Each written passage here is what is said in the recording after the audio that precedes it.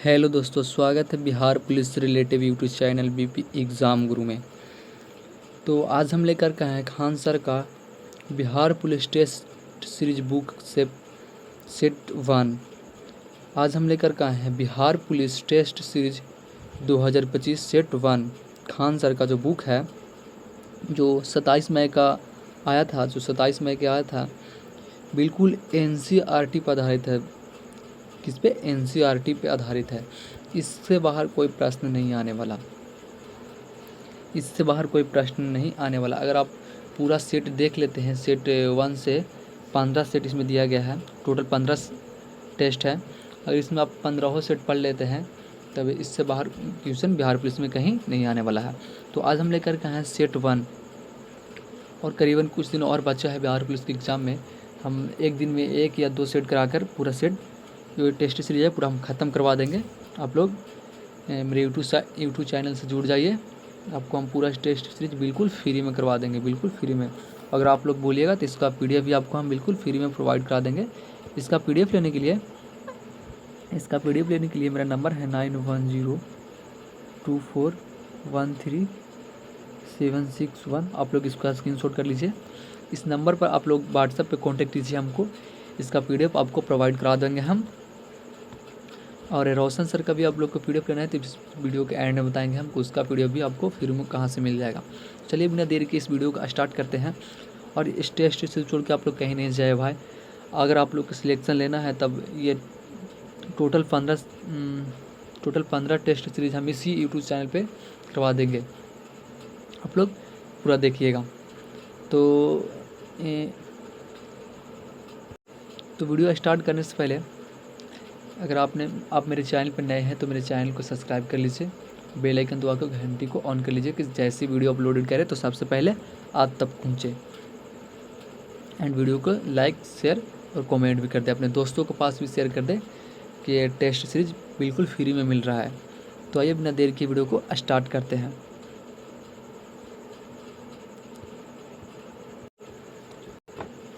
तो आज का हमारा पहला प्रश्न था। तो आज देखिए, आज का हमारा पहला प्रश्न क्या है। भारतीय संविधान का ऐसा कौन सा अनुच्छेद देश के सभी नागरिकों को स्वतंत्रता का मूल अधिकार प्रदान करता है। टेस्ट सीरीज का आज हम लोग पहला टेस्ट देख रहे हैं।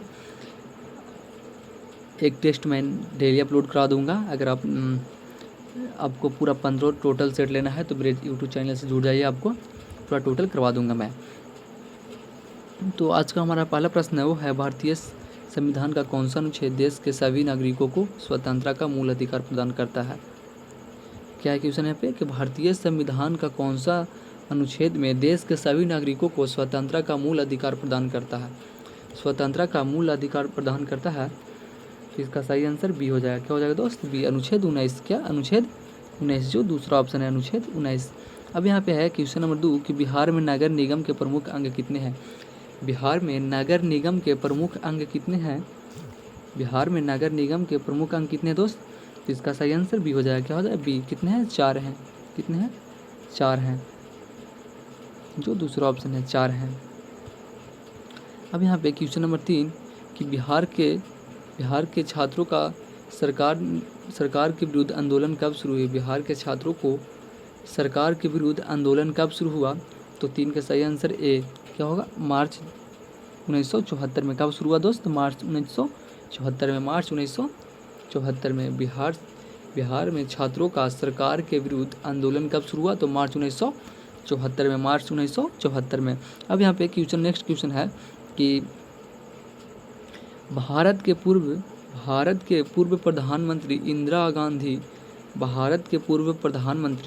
इंदिरा गांधी के निर्वाचन को कब अवैधानिक करार दिया गया। तो इसका सही आंसर सी हो जाएगा। क्या? सी, 12 जून 1975 को। 12 जून 1975 को, जो तीसरा ऑप्शन है, 12 जून 1975 को। अब यहाँ पे कि भारत में आपातकाल किस तारीख को घोषित किया गया था। भारत में आपातकाल किस तारीख को घोषित किया गया था। तो इसका सही आंसर ये हो जाएगा कि 5 जून 1975 को। 5 जून 1975 को, 5 जून 1975 को, जो पहला ऑप्शन है। अगर अभी तक मेरे चैनल को आपने सब्सक्राइब नहीं किया तो प्लीज़ कर लीजिए और बेल आइकन दबा के घंटी को ऑन कर लीजिए कि जैसे वीडियो अपलोडेड हो तो सबसे पहले आप तक पहुँचे। एंड वीडियो को लाइक शेयर कमेंट भी कर दें। कमेंट करना ना भूले दोस्त, इससे क्या होती है कि हम लोग का हौसला बढ़ता है, जिससे हम लोग भी अति हो जाते हैं कि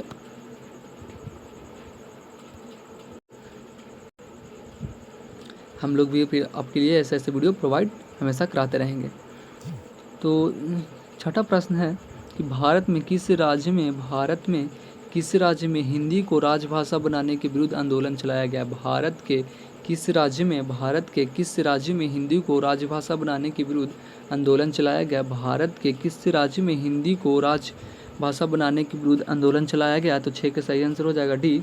क्या होगा? डी, तमिलनाडु। क्या दोस्त? तमिलनाडु जो चौथा ऑप्शन है। भारत के किस राज्य में हिंदी को ब्रजभाषा बनाने का विरुद्ध आंदोलन चलाया गया? तमिलनाडु में। किसमें? तमिलनाडु में। अब यहाँ पे है क्वेश्चन नंबर 7 है कि दलित पैंसठ भारत के किस जिले के दलितों के सामाजिक आर्थिक बदलाव से संबंधित है। दलित पैंसठ भारत के किस जिले के दलित के सामाजिक आर्थिक बदलाव से संबंधित है। तो 7 का सही आंसर बी हो जाएगा। क्या हो जाएगा? बी, महाराष्ट्र। क्या दोस्त? महाराष्ट्र जो दूसरा ऑप्शन है, महाराष्ट्र। अब यहाँ पे है, अब देखेंगे 8वां क्वेश्चन है ऊपर में कि भारत में चुनाव अधिकार कब लागू किया गया। भारत में चुनाव अधिकार कब लागू किया गया। तो 8 का सही आंसर हो जाएगा ए। क्या? जून 2005 जो पहला ऑप्शन है, जून 2005। अब यहाँ पे है कि बांग्लादेश में संविधान संशोधन कब किया गया। बांग्लादेश में संविधान संशोधन कब किया गया। बांग्लादेश में संविधान संशोधन कब किया गया दोस्त। तो इसका सही आंसर डी हो जाएगा। 1975 में किया गया था। कब किया गया था दोस्त? 1975 में, जो चौथा ऑप्शन है। अब है क्वेश्चन नंबर 10 कि लोकतंत्र का प्राण किसे कहा गया है। लोकतंत्र का प्राण किसे कहा गया है। तो इसका सही आंसर हो जाएगा सी। किसे कहा गया है? मतदाता को। किसे दोस्त? मतदाता को। लोकतंत्र का प्राण किसे कहा गया है? मतदाता को। अब यहाँ पे क्वेश्चन नंबर 11 कि द्वितीय विश्व युद्ध का प्रमुख कारण क्या है। द्वितीय विश्व युद्ध का प्रमुख कारण क्या है। तो इसका सही आंसर 11 का सही आंसर हो जाएगा सी। क्या? वर्साई की संधि, जो तीसरा ऑप्शन है, वर्साई की संधि। अब यहाँ पे क्वेश्चन नंबर 12 है विश्वव्यापी आर्थिक मंदी किस काल में आया। विश्वव्यापी आर्थिक मंदी किस काल में आया। तो इसका सही आंसर ये हो जाएगा। क्या? 1929 से 1930 जो पहला ऑप्शन था। अब यहाँ पे क्वेश्चन नंबर 13 है कि यूरोप में नाजीवाद और फासीवाद का उद्देश्य कब हुआ। यूरोप में नाजीवाद और फासीवाद का उद्देश्य कब हुआ। तो 13 का सही आंसर क्या हो जाएगा? सी। क्या होगा? प्रथम विश्व युद्ध के बाद जो तीसरा ऑप्शन था, प्रथम विश्व युद्ध के बाद। अब यहाँ पे कि जापान द्वारा पर्ल हार्बर पर आक्रमण कब हुआ। पर्ल हार्बर पर आक्रमण कब हुआ। तो 14 का सही आंसर क्या हो जाएगा दोस्त? ए, 7 दिसंबर 1941 को। कब हुआ था दोस्त? 7 दिसंबर 1941 को। पूरा वीडियो देख के जाएगा दोस्त, इससे बाहर कहीं नहीं आने वाला। अगर आप पूरा 15 सेट देख लेते हैं तो आपको सिलेक्शन कोई नहीं रोक रहा दोस्त। इसी पे आधारित आएगा। ये खान सर का बनाया हुआ टेस्ट सीरीज है। इसको खान सर बनाया है, इसका खुद खान सर लिखे हैं टेस्ट सीरीज का। तो अब है यहाँ पे क्वेश्चन नंबर 15 द्वितीय विश्व युद्ध के दौरान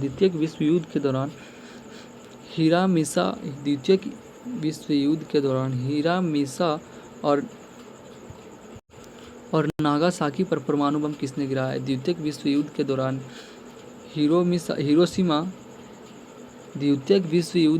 हिरोशिमा और नागासाकी का परमाणु बम किसने गिराया है।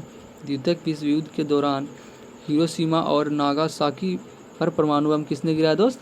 तो 15 का सही आंसर क्या हो जाएगा? सी, संयुक्त राज्य अमेरिका। किसने गिराया? संयुक्त राज्य अमेरिका, जो तीसरा ऑप्शन है। किसने? अमेरिका।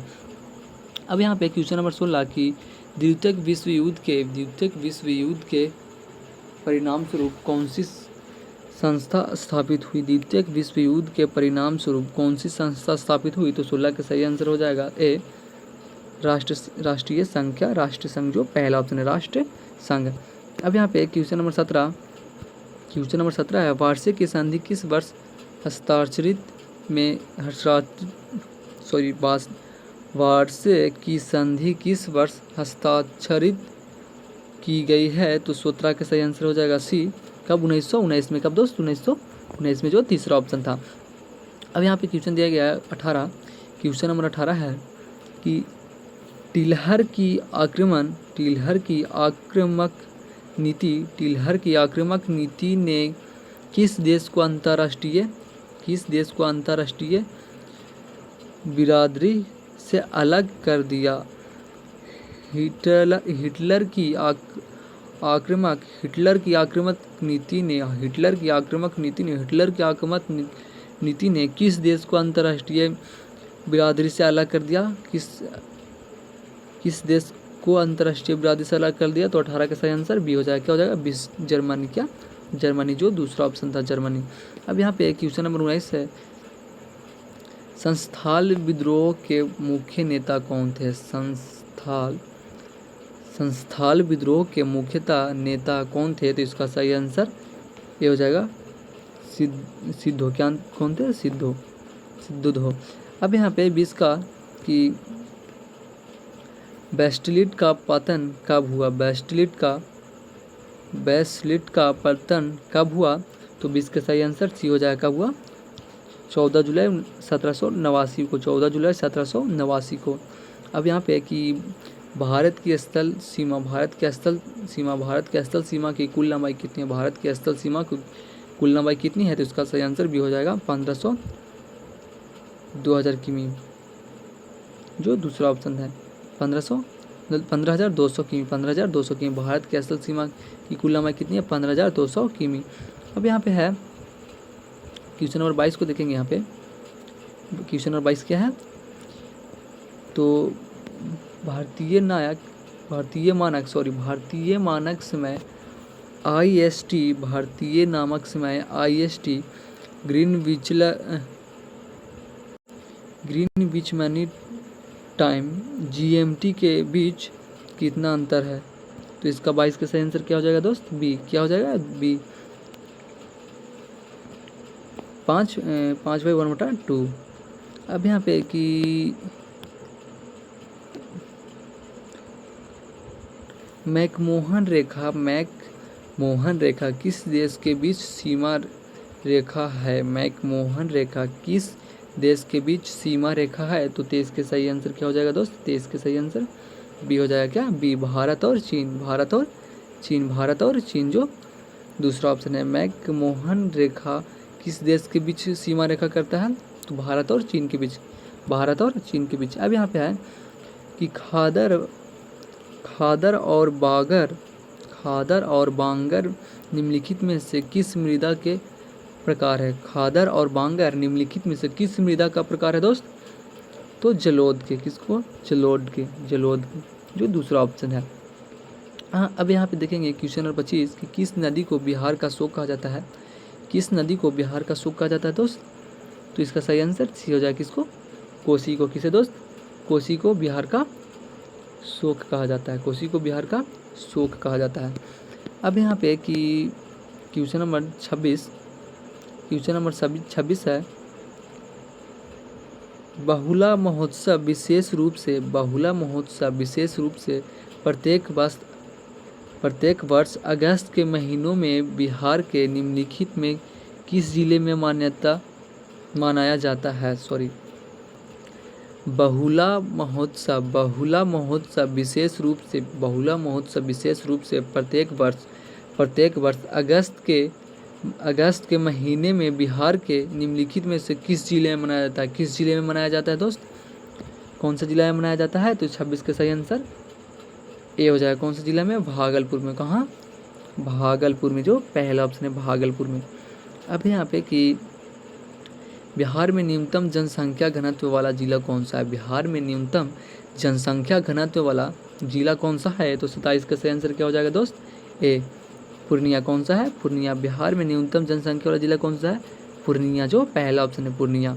अब यहाँ पे क्वेश्चन नंबर 28, क्वेश्चन नंबर 28 से भारत की जनगणना 2011 के अनुसार बिहार का लिंग अनुपात क्या है। भारत की जनगणना 2011 के अनुसार, भारत की जनगणना 2011 के अनुसार बिहार में लिंग अनुपात क्या है। बिहार में लिंग अनुपात की जनसंख्या मतलब कितनी है, तो 28 का सही आंसर ये हो जाएगा कितनी, 918। कितनी दोस्त, 918। 2011 की जनसंख्या के अनुसार लिंग अनुपात कितना था बिहार में, 918, 918। अब है बिहार में प्रथम भारतीय प्रबंधन संस्थान IIM की स्थापना किस शहर में हुई थी। बिहार में प्रथम भारतीय प्रबंधन संस्थान IIM की स्थापना किस शहर में हुई थी, किस शहर में हुई थी, तो 29 का सही आंसर बी हो जाएगा, किसमें, गया में। कहाँ हुई थी दोस्त, तो गया में, जो दूसरा ऑप्शन है गया में। अब यहाँ पे क्वेश्चन नंबर 30 कि दिल्ली के हिंसासन पर बैठने वाला प्रथम बिहारी शासक कौन था। बिहार के हिंसासन पर बैठने वाला प्रथम बिहारी शासक कौन था, तो 30 का सही आंसर सी हो जाएगा दोस्त, शेरशाह सूरी। कौन दोस्त, शेरशाह सूरी, जो तीसरा ऑप्शन है। तो कैसा लग रहा है वीडियो, कमेंट में बताते जाइए वीडियो आपको कैसा लग रहा है। अगर मुझ में कुछ कमी हो तो कमेंट में आप ज़रूर बताइएगा। दिल्ली के सिंहासन पर बैठने वाला प्रथम बिहारी शासक कौन था, तो शेरशाह सूरी। दोस्त क्या हो जाएगा, शेरशाह सूरी। अब है यहाँ पे कि 31 नंबर क्वेश्चन है कि भारत में वित्तीय वर्ष कहाँ जाता है। भारत में वित्तीय वर्ष कहा जाता है दोस्त, तो इसका सही आंसर 31 का सही आंसर सी हो जाएगा, 1 अप्रैल से 31 मार्च तक। 1 अप्रैल से 31 मार्च तक, जो पहला ऑप्शन है, 1 अप्रैल से 31 मार्च तक। अब यहाँ पे केंद्रीय संघीय संगठन CSO का प्रमुख कार्य क्या है, तो इस 32 का सही आंसर क्या हो जाएगा दोस्त, सी। 32 का सही आंसर सी हो जाएगा, संख्यीय गतिविधियों का समन्वय करना और संख्यीय मानकों का विकास करना, जो तीसरा ऑप्शन है। अब यहाँ पे कि क्वेश्चन नंबर 33 है, poverty and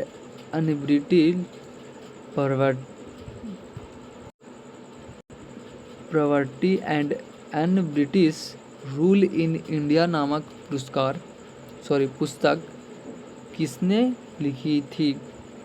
poverty and British rule in India नामक पुस्तक किसने लिखी थी, तो इसका सही आंसर ए हो जाएगा। किसने लिखी थी, दादा भाई नौरोजी। किसने लिखी थी भाई, दादा भाई नौरोजी, जो पहला ऑप्शन है, दादा भाई नौरोजी, जो पहला ऑप्शन है। अबे भारत में सबसे कम प्रति व्यक्ति आय राज्य कौन सा है। भारत में सबसे कम प्रति व्यक्ति आय वाला राज्य कौन सा है, तो 34 का सही आंसर डी हो जाएगा, बिहार। कौन सा है, बिहार, जो चौथा ऑप्शन है, बिहार। अब देखेंगे क्वेश्चन नंबर 35 है,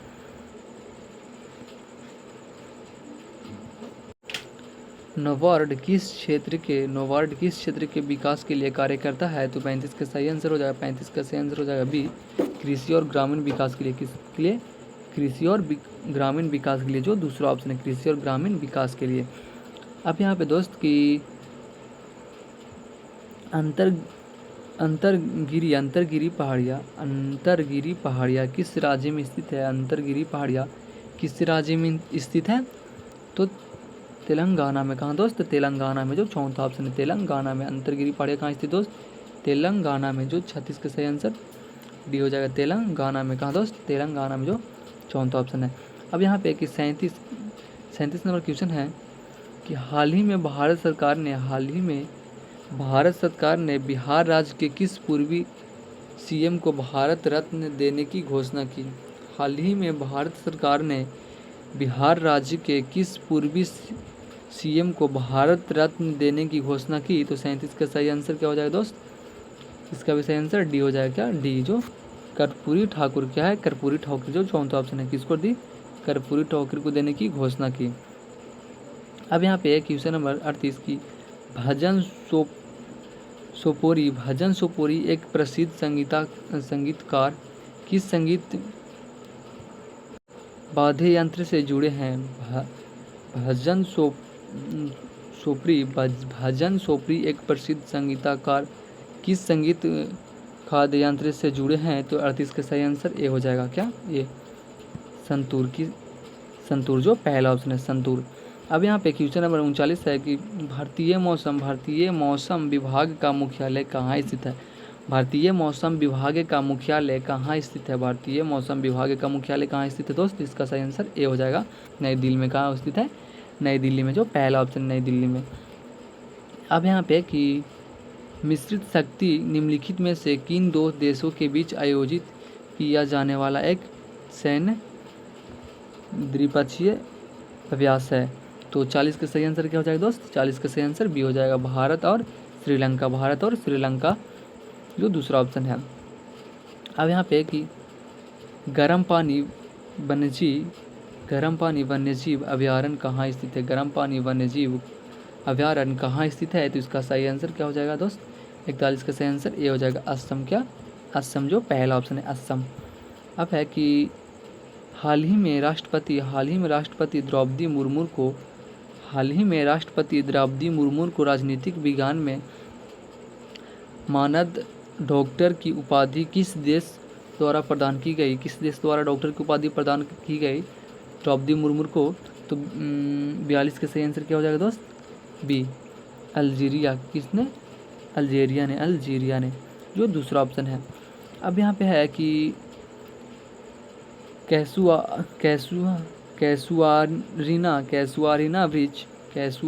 ब्रिज जो हाल ही में समाचार में देखा गया है, किस देश में मूलत पाया जाता है?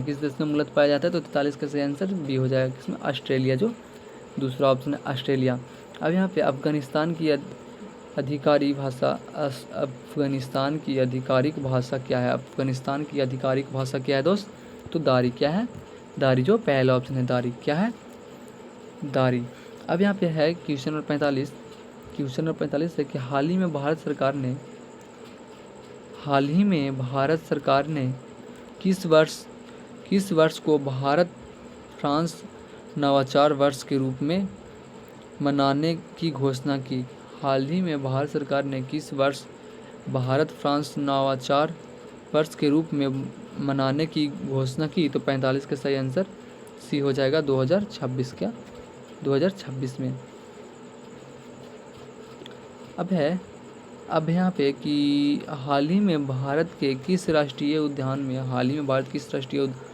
में गोल्डन टाइगर की एक दुर्लभ प्रजाति देखी गई है? हाल ही में भारत में किस राष्ट्रीय उद्यान में गोल्डन टाइगर को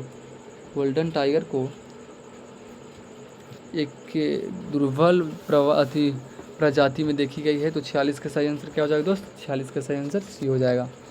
46 का सही आंसर सी हो जाएगा, काजीरंगा राष्ट्रीय उद्यान, जो तीसरा ऑप्शन है।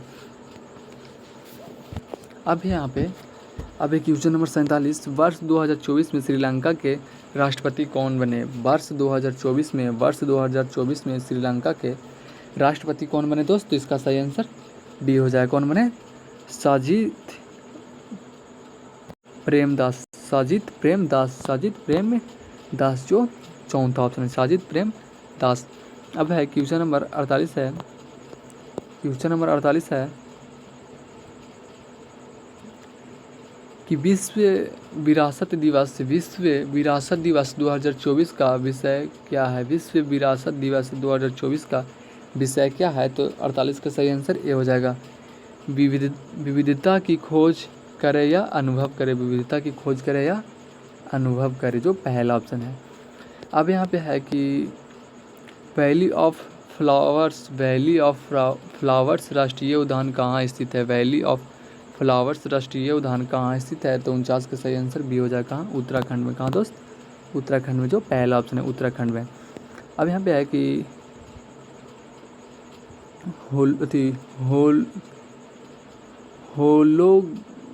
होलोगाफर गिवन अभयारण्य जो हाल ही में खबरों में देखा गया था किस राज्य में स्थित है? होलोगाफर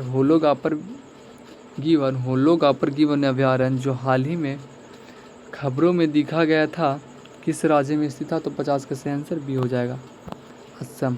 50 का सही आंसर बी हो जाएगा असम। अब है पदार्थ के कणों में निम्नलिखित विशेषताएं हैं। पदार्थ के कणों में निम्नलिखित विशेषताएं हैं, तो 51 का सही आंसर डी हो जाएगा क्या? उपयुक्त सब यहाँ पे है। तो वे लगातार स्थानांतरित होते हैं और वे एक दूसरे को आकर्षित करते हैं और वे बहुत छोटे हैं।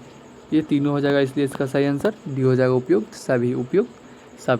अब यहाँ पे क्वेश्चन नंबर 51 है कि लोहे को संरक्षित होने से बचाने के लिए उसकी सतह पर किसको लेप चढ़ाना लाभकारी है? लोहे को संक्षारित होने से बचाने के लिए उसकी सतह पर किसका लेप चढ़ाने की लाभकारी है? तो 52 के सही आंसर क्या हो जाएगा दोस्त? 52 का सही आंसर डी हो जाएगा। किसको लेप चढ़ाना है? यशद लेपन द्वारा जो चौथा ऑप्शन है। अब यहाँ पे कि लिटमस बिलेन किस रंग का रंजक होता है? लिटमस बिलेन किस रंग का रंजक होता है? दोस्त 53 का सही आंसर क्या हो जाएगा? 53 का सही आंसर ए हो जाएगा। क्या हो जाएगा? ए बैगनी। क्या दोस्त? बैगनी, जो पहला ऑप्शन है बैगनी। लिटमस बिलेन किस रंग का रंजक होता है? तो बैगनी रंग का। किसका? बैगनी रंग का। अब क्वेश्चन नंबर 54 है, जल में घुलनशील क्षारक को क्या कहते हैं? जल में घुलनशील क्षारक को क्या कहते हैं दोस्त? तो 54 का सही आंसर क्या हो जाएगा दोस्त? 54 का सही आंसर बी हो जाएगा। क्या? बी, क्षार। क्या कहते हैं? क्षार। अब है यहाँ पे क्वेश्चन नंबर 55, हाइड्रोक्लोरिक अम्ल HCl और सोडियम हाइड्रोक्साइड NaOH के विलयन की अभिक्रिया से उत्पन्न लवण को क्या कहा जाता है? हाइड्रोक्लोरिक अम्ल HCl और सोडियम हाइड्रोक्साइड NaOH के विलयन की अभिक्रिया को उत्पन्न लवण को क्या कहा जाता है? तो 55 के सही आंसर क्या हो जाएगा? B, sodium chloride. क्या? सोडियम क्लोराइड, जो दूसरा ऑप्शन है। सोडियम क्लोराइड, जो दूसरा ऑप्शन है। अब है क्वेश्चन नंबर 56 है कि जब बेकिंग सोडा को गर्म किया जाता है तो निम्नलिखित में से कौन सा बनता है? जब बेकिंग सोडा को गर्म किया जाता है तो निम्नलिखित में से कौन सा बनता है? तो 56 का सही आंसर क्या हो जाएगा दोस्त? बी, सोडियम कार्बोनेट और पानी और कार्बन डाइऑक्साइड। सोडियम कार्बोनेट और पानी और कार्बन डाइऑक्साइड, जो दूसरा ऑप्शन है। अब यहाँ पे है, प्लास्टर ऑफ पेरिस किसने बनाया था? प्लास्टर ऑफ पेरिस किसने बनाया था दोस्त? तो जिप्सम ने। किसने बनाया था दोस्त? जिप्सम ने। प्लास्टर ऑफ पेरिस किसने बनाया था? जिप्सम ने। किसने? जिप्सम ने। अब यहाँ पे निम्नलिखित में से किस धातु को अप्रूप कहा जाता है? तो 58 के सही आंसर क्या हो जाएगा? डी हो जाएगा। D, carbon. क्या कहा जाता है? कार्बन। निम्नलिखित में से किस धातु का अप्रूप कहा जाता है? तो कार्बन को। किसके? कार्बन को। अब है 59 नंबर क्वेश्चन है कि एल्युमिनियम की सतह पर मोटी ऑक्साइड परत बनाने की प्रक्रिया को कहा जाता है? एल्युमिनियम की सतह पर मोटी ऑक्साइड परत बनाने की प्रक्रिया को कहा जाता है? तो 59 का सही आंसर बी हो जाएगा। क्या? बी, एनोडाइटिजिंग, जो दूसरा ऑप्शन है। अब यहाँ पे क्वेश्चन नंबर 60 है, जब धातुएं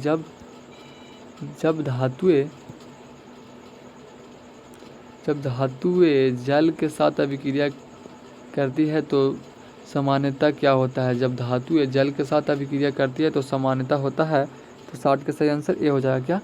ए, हाइड्रोजन गैस निकलती है। क्या होती है? हाइड्रोजन गैस निकलती है, जो पहला ऑप्शन है, हाइड्रोजन गैस निकलती है। अब क्वेश्चन नंबर 61 है, 61 है कि प्राकृतिक रूप में पाए जाने वाला तत्व या यौगिक को क्या कहा जाता है? पृथ्वी पर प्राकृतिक रूप से पाए जाने वाला तत्व या यौगिक को क्या कहा जाता है? तो 61 का सही आंसर बी हो जाएगा। क्या कहा जाता है? अयस्क। क्या कहा जाता है दोस्त? अयस्क कहा जाता है, जो दूसरा ऑप्शन है।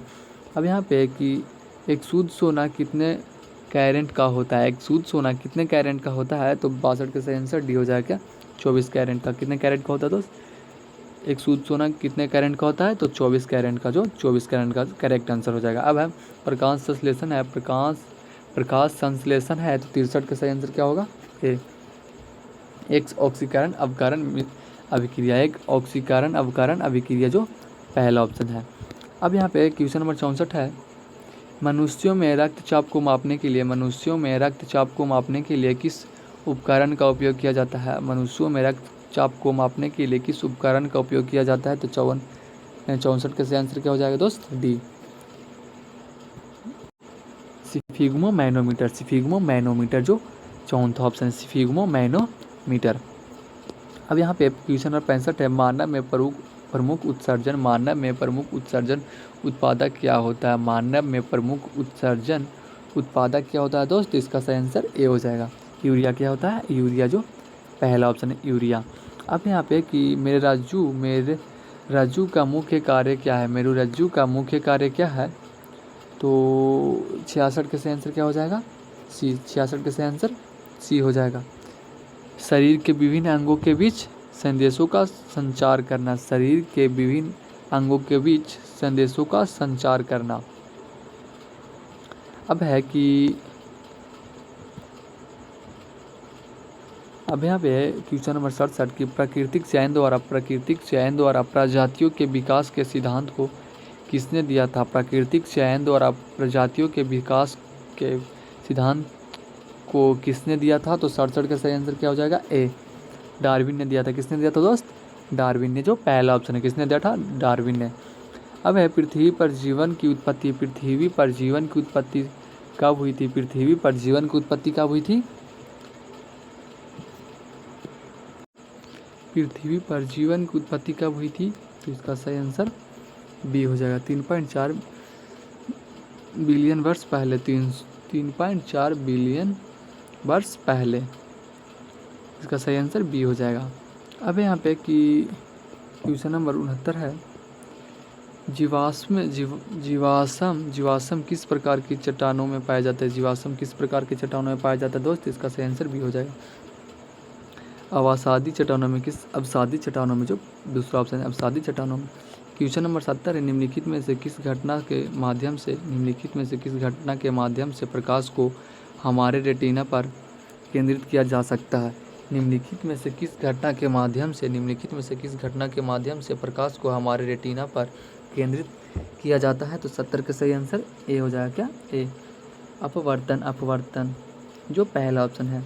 अब है क्वेश्चन नंबर 71, समतल दर्पण पर बना प्रतिबिंब सदैव कैसा होता है? समतल दर्पण पर बना प्रतिबिंब सदैव कैसा होता है? तो 71 का सही आंसर बी हो जाएगा, आभासी और सीधा। क्या होता है दोस्त? आभासी और सीधा, जो दूसरा ऑप्शन है।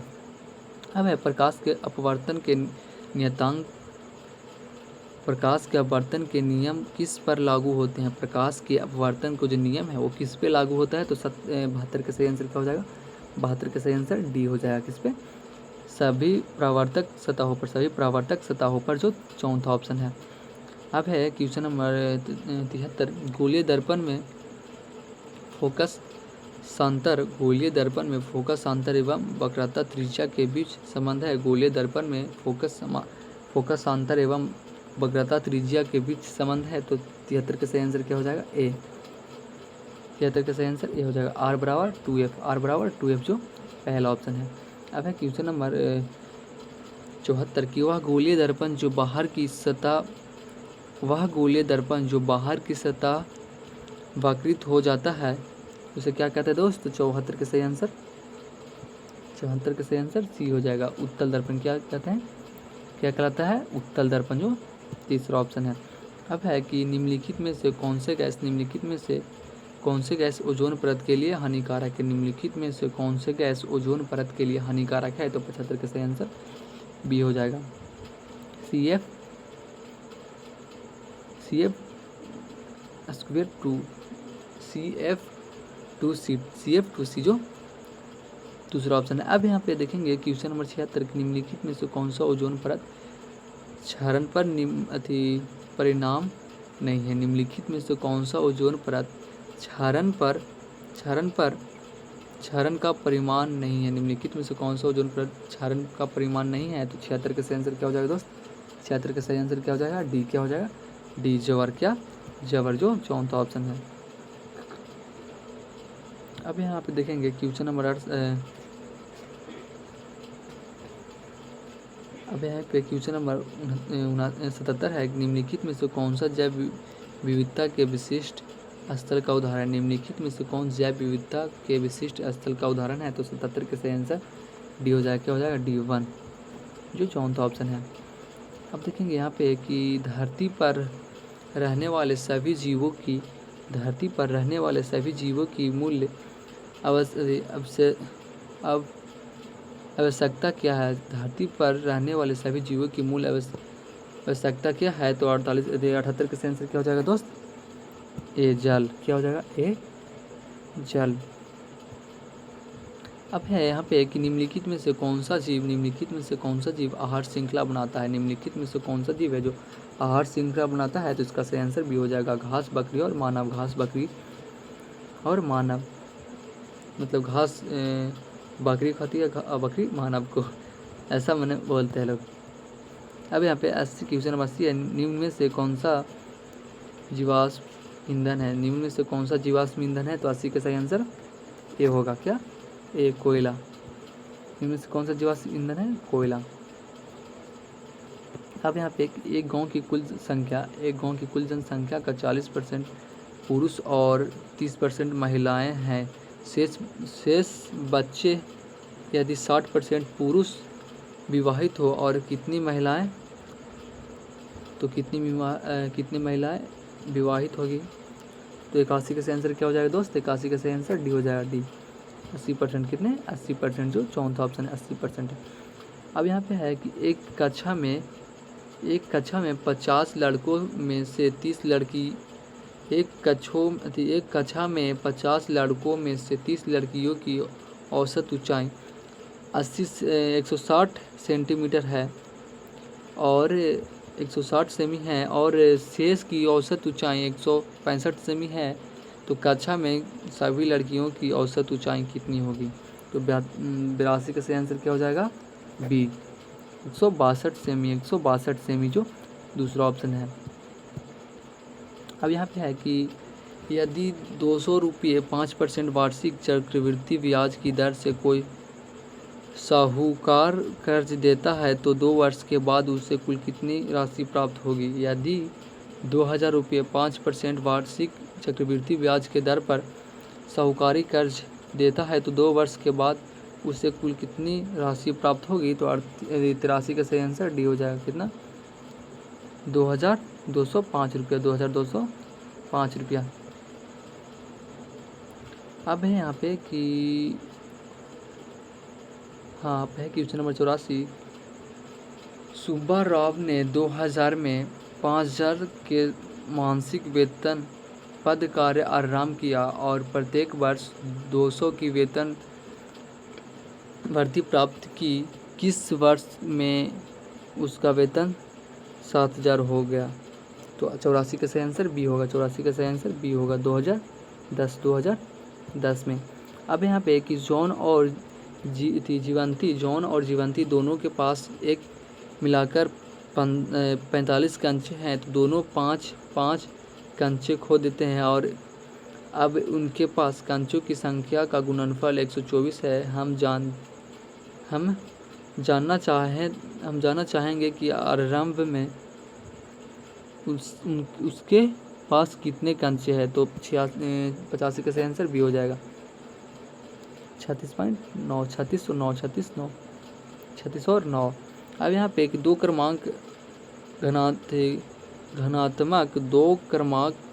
क्रमागत घनात्मक पूर्णांकों का गुणनफल 306 है। हमें पूर्णांकों ज्ञात करना है। तो 86 का सही आंसर क्या हो जाएगा? बी 17 और 18 हो जाएगा 17 और 18 हो जाएगा 17 और 18 17 और 18 जो दूसरा ऑप्शन है। अब यहाँ पे तीन सिक्के उछाले जाते हैं, 3 सिक्के उछाले जाते हैं, कम से कम एक निश्चित आने की प्रतियोगिता क्या होगी? कम से कम एक निश्चित आने की प्रतियोगिता क्या होगी? तो 87 का सही आंसर क्या हो जाएगा दोस्त?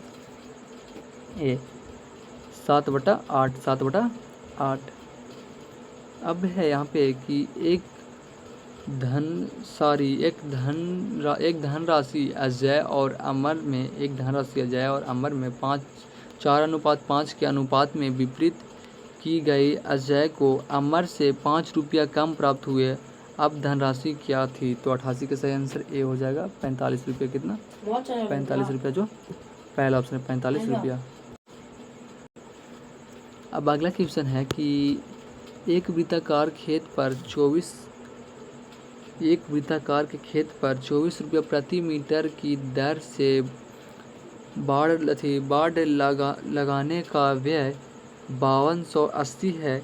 इस खेत की 0.50 प्रति वर्ग मीटर दर से जुताई कराई मानी है। खेत की जुताई कराने का व्यय ज्ञात कीजिए। तो 89 का सही आंसर क्या हो जाएगा दोस्त? 89 का सही आंसर बी हो जाएगा 1925। अब यहाँ पे है क्वेश्चन नंबर 94। क्वेश्चन नंबर 94 है fill in the blank with the appropriate question tag. 5 people worked in your old office.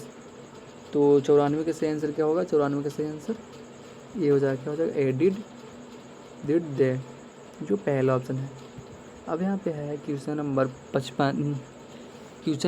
95 है select the correct spelled word among the option provide below. तो 95 का सही आंसर क्या हो जाएगा? डी। क्या? D क्या? स्कैनर, जो चौथा ऑप्शन है। अब यहाँ पे देखेंगे 96 नंबर क्वेश्चन देवताओं की लिपि किससे कहा जाता है? देवताओं की लिपि किसे कहा जाता है दोस्त? देवताओं की लिपि किसे कहा जाता है? तो देवनागरी का। किसे? देवनागरी का। देवताओं का लिपि क्या कहते हैं? देवनागरी। अब है पृथ्वीराज रासो के रचनाकार कौन है? पृथ्वीराज रासो के रचनाकार कौन है? तो घनानंद। कौन है दोस्त? घनानंद, जो चौथा ऑप्शन है घनानंद। अब यहाँ पे है क्वेश्चन नंबर 99 है महात्मा में किस समास का बोध हो रहा है? महात्मा में किस समास का बोध हो रहा है दोस्त? तो तत्पुरुष का। किसे? महात्मा में किसका बोध होता है? सॉरी, कर्मधारय का। महात्मा में किस का बोध होता है? कर्मधारय का। 100वां प्रश्न है आग लगने पर कुआं खोदना। आग लगने पर कुआं खोदना मुहावरे का मतलब, इसका अर्थ क्या होगा? तो 100 का सही आंसर सी हो जाएगा। आपत्ति आने के बाद बचाव हेतु प्रत्यय, जो तीसरा ऑप्शन है। तो कैसा लगा वीडियो? कमेंट में ज़रूर बताइएगा। अगर वीडियो अच्छा लगा हो तो वीडियो को लाइक शेयर कमेंट ज़रूर कर दीजिएगा, और ऐसे वीडियो के लिए मेरे चैनल को सब्सक्राइब कर लीजिए। तो ये था टेस्ट सीरीज 1, खान सर के टेस्ट सीरीज 1। अगर आप लोग के पूरा 1 से 15 तक कराना है तो कमेंट में बता दीजिए कि हाँ सर लाइए, तो मैं ले आऊँगा 1 से 15 तक। एक थी आज मैंने 1 कराया, तो कल 2, फिर 3, फिर 4, ऐसे करके मैं 15 से अपलोड करा दूँगा यूट्यूब पे। आप एक बार कमेंट करके बताइए हाँ। तो ऐसे वीडियो के लिए मेरे चैनल पे बने रहे। चैनल को सब्सक्राइब करना ना भूलिएगा, और कमेंट भी प्यारे अपना सा कमेंट कर दीजिए। तो फिर मिलते हैं अगले वीडियो में। तब तक के लिए जय हिंद, जय भारत।